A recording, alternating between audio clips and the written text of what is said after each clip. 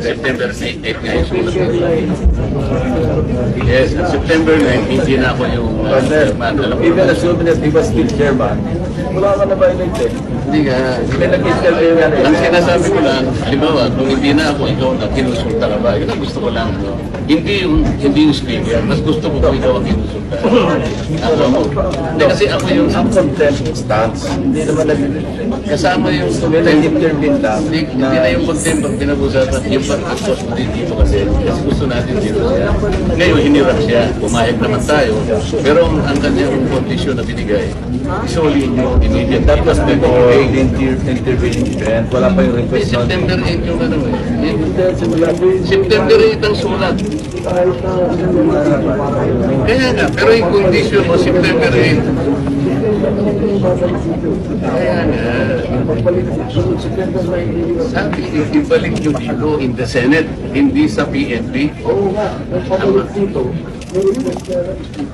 Pero kinonsulta nga, halimbawa, ikaw na nga nun bro, kinonsulta ba, chairman? Ayun na naman. Oo, hindi nga. Ang kinonsulta kasi yung speaker eh. Dapat hindi nga nag-request nga si speaker.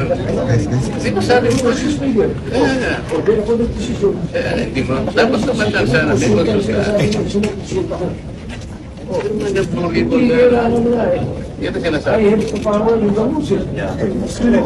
Naintindihan ko yun. Pero yung consultation is important because yung Senate custody nandito, yan yun ang condition na binigay ninyo.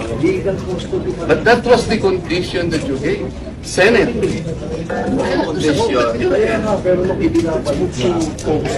Legal, and physical. Pero yun naman ang tama eh.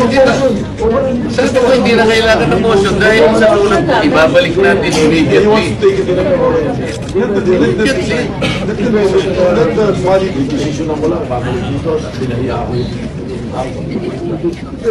Paano po tayo may kailangan mo? O gusto mo, Ewan ko kung paano tayo mga kailangan sa kanila. Para we are concerned kung ano yung... Si JP Mendoza, kukunin natin eh. Si JP Mendoza, nasa poso, hiramin natin. Pero hindi natin siguro kukunin ang posto sa kanila din. Hindi natin kukunin.